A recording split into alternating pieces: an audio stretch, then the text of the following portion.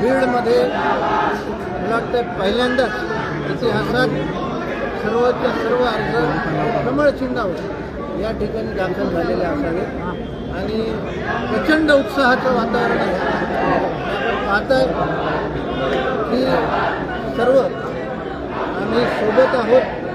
या पक्षाचे जिल्हाध्यक्ष शंकरजी देशमुख आमच्यासोबत आहेत, शहराध्यक्ष अशोकजी लोढा आहेत, भवनाथ अण्णा आहेत, आमच्या आदित्यजी साड आहेत, सलीमजी जहांगीर, इर्शाद भाई, सर्व पदाधिकारी या ठिकाणी आणि उमेदवार सर्व या ठिकाणी उपस्थित आहेत आणि लगेच आम्ही प्रचाराची सुरुवात करणार आहोत आणि चांगल्या बहुमतानं आपल्याला बीड नगरपालिकेत कमळ फुललेलं यावेळेस दिसलं. मात्र एकंदरीत जर बघितलं तर ही मोठ बांधली आणि एका दिवसामध्ये ही सगळी मोठ बांधली.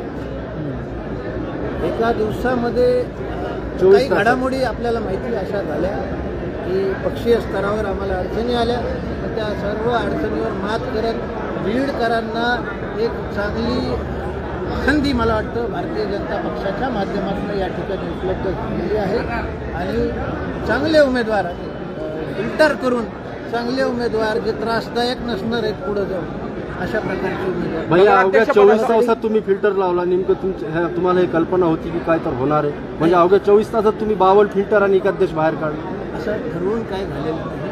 आम्ही शेवटपर्यंत पक्षीय प्रोसेसमध्ये होतो, पण काही गोष्टी आपल्याला याच्या आधीसुद्धा सांगितलं की काही गोष्टी अशा झाल्या की नाईलाज झाला आणि नंतर आम्हाला हा निर्णय घ्यावा लागला.